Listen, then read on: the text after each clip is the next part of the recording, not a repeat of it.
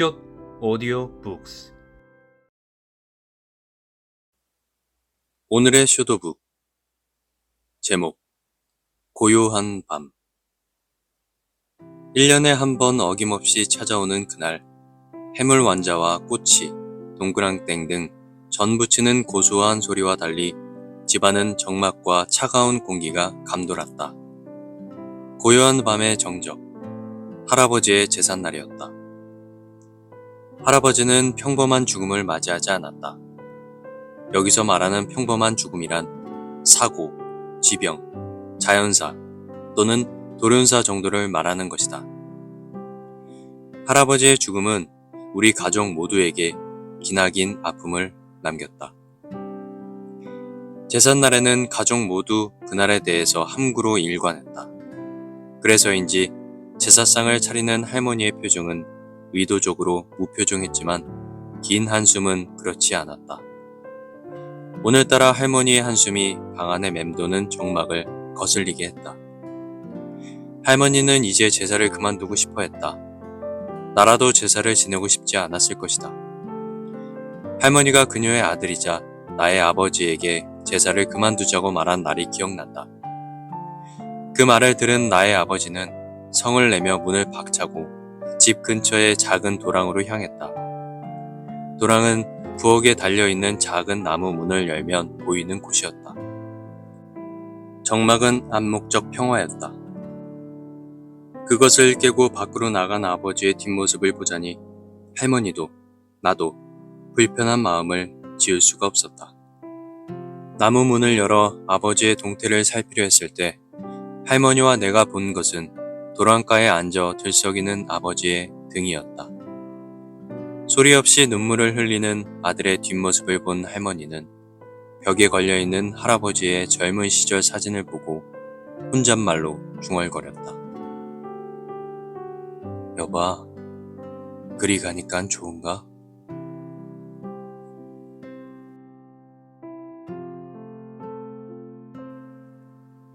할아버지는 동네 남봉꾼이었다고 한다. 동네에서 일어난 싸움은 모두 할아버지로부터 시작되었고 자식들에게도 사랑은커녕 폭력으로 엄하게 다스리며 키웠다. 할머니에 대한 의심과 집착도 커서 할머니는 친구들과의 만남이나 친정에 가는 것마저도 할아버지의 허락이 필요했다. 그러나 정작 할아버지는 두 집 살림을 차렸다.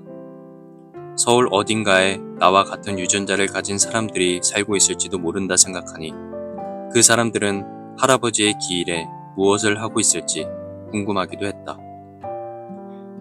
실제로 할아버지를 본 적은 없다.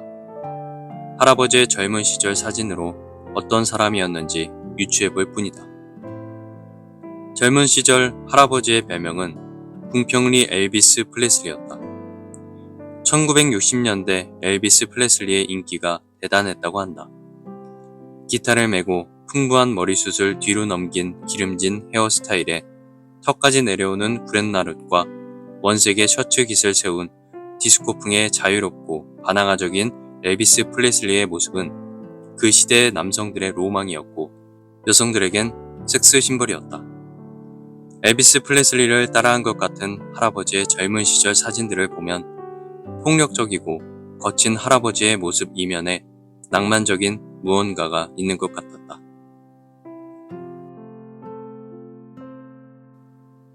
제사가 시작되었다. 아버지는 종종을 잔에 따라 제사상 위에 올리고 한참 동안 할아버지의 영정사진을 바라보았다. 할머니는 식탁에 앉아 제사가 끝나기만을 기다렸다. 제사가 끝나고 정막 속에서 저녁 식사를 냈다. 할아버지 기일이었지만 할아버지를 언급하는 사람은 아무도 없었다. 그때 나도 모르게 할아버지에 대한 궁금증이 생겼다. 아빠, 할아버지 엘비스 프레슬리 팬이었다며? 아버지는 옛 생각이 났는지 풋 웃으며 숟가락을 내려놓고 말했다. 네 할아버지 맨날 반짝이 재킷 입고 엘비스 개다리춤 따라하고 그랬지. 하지만 할머니는 옛 생각에 우라가 치밀어 성이 난 목소리로 말했다. 철부지지 철부지. 나한테는 편지 한번 써준 적 없으면서 저기 미국인가 모식인가 거기 사는 엘비스한테는 편지를 썼더라고. 할아버지 덕질하셨네. 덕질은 무슨. 원래 할아버지 제삿날은 침묵으로 일관하며 무건수행하는 날이지만 오늘은 엘비스 프레슬리 이야기를 나누며 조금은 따뜻한 공기를 느낄 수 있었다. 식사를 마치고 오랜만에 다락방으로 들어갔다. 그곳에는 오래된 턴테이블과 LP판, 기타, 조각품 등 옛 시절을 느낄 수 있는 골동품들이 가득했다. 모두 할아버지의 애장품들이었다. 할머니는 진즉에 버리려고 했으나 아버지의 거센 반대로 인해 다락방에 넣어두었다고 한다. 아버지는 단 한 번도 다락방에 들어가지 않았다. 이유를 알 수는 없었다. 반면에 나는 수시로 다락방에 들어가 50년도 더 된 할아버지의 애장품들을 뒤지며 할아버지와 만났다. 맥가이버 칼과 자수가 들어간 담배 케이스, 명품 넥타이와 한 손에 들어가는 마리아 조각상, 상관없는 물건들이 가득 들어있는 상자를 뒤지다 보면 할아버지의 머릿속으로 들어간 것 같은 기분이 들었다. 다락방 깊숙이 먼지가 쌓여있는 나무 상자에 시선이 닿았다. 한 번도 열지 않는 상자였다. 수북히 쌓여있는 먼지로 인해 그곳까지 들어가진 않았지만 오늘따라 나무 상자가 신경이 쓰였다. 기침을 참으며 나무 상자를 가져와 열어보았다. 상자에는 편지 봉투 한 장과 엘비스 프레슬리의 한정판 LP판이 가득 들어있었다. 성심성의껏 포장이 된 LP판도 보였다. 나는 의문스러운 편지 봉투를 뜯어보았다. 그 편지는 할아버지가 엘비스에게 보낸 팬레터였다. 엘비스 프레슬리 형님 보시오. 안녕하시오. 나는 궁평리에 사는 1947년생 30개띠 김완영이라고 하오. 나한테 엘비스 형님은 친구나 다름없소. 형님이 1935년생이라는 것을 들었소. 띠둥갑도 친구라고 하지 않소. 나한테 형님은 친구라오. 내 이렇게 편지를 쓰게 된 것은 한번 보고 싶소. 어떻게 그렇게 멋있게 살 수 있는 것이오? 그 머리는 어떻게 해야 만들 수 있는 것이오? 식용유에 참기름까지 발라봐도 그 머리 모양을 만들 수 없는 게 아쉽다오. 노래는 왜 그리 잘 부르는 거요? 무슨 내용인지는 모르지만 매일 따라 부른다오. Love me tender, love me sweet. 참 듣기 좋소. 무슨 뜻인지 꼭 알려주오. 나도 꼭 멋있게 불러보고 싶소, 친구. 나에게 친구는 당신 하나뿐이라오. 나의 친구, 나의 엘비스. 꼭 답장해주오. 당신의 친구, 완영이가. 피식 웃으며 할아버지의 편지를 읽었다. 그리고 동시에 쓸쓸함이 느껴졌다. 할아버지는 외로운 사람인 것 같았다. Love me tender. 나를 부드럽게 사랑해주세요. 이런 뜻을 할아버지가 알았더라면 조금 나았을까? 다락방으로 들어온 할머니가 편지를 읽고 있는 나를 보며 씁쓸한 미소를 지었다. 그리곤 언젠가 편지를 불태우려 한 적이 있었다고 말했다.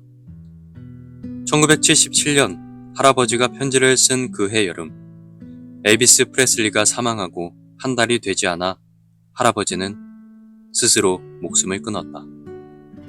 유서는 없었다.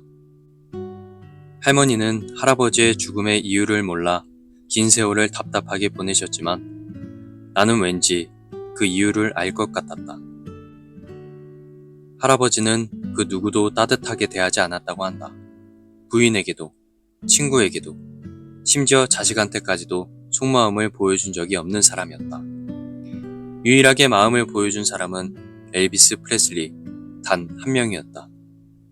그렇다고 생각했다. 선물 포장이 되어 있는 LP판을 보기 전까지.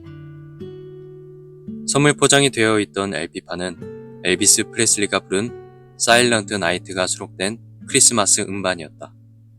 그리고 안에는 할머니에게, 아버지에게 쓴 크리스마스 카드가 한 장씩 들어있었다.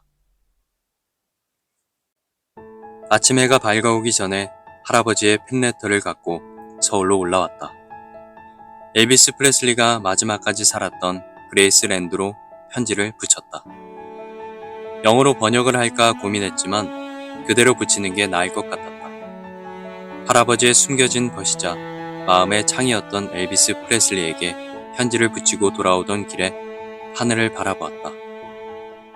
바닥만 보며 걷던 나인데 그날따라 하늘이 보고 싶었다.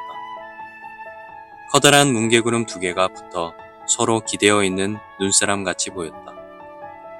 하늘에서 2사람은 친구가 되었을까? 할아버지는 더 이상 외롭지 않을까? 할아버지는 가족을 사랑하기 전에 자신을 사랑하지 못한 것 같다. 가족에게 멋진 사람이 되고 싶었던 나의 할아버지 김완영. 나는 자고 있는 할머니와 아버지의 머리맡에 할아버지가 남겨놓은 크리스마스 카드를 올려두었다.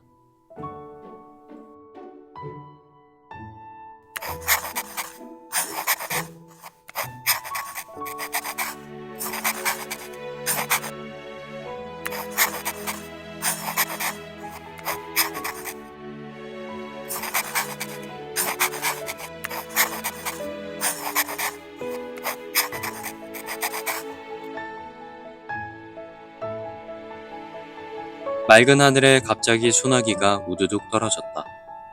거세고 차가운 빗줄기였다. 2사람을 떠나보낸 1977년 그해 여름. 그들을 사랑했던 사람들의 눈물처럼.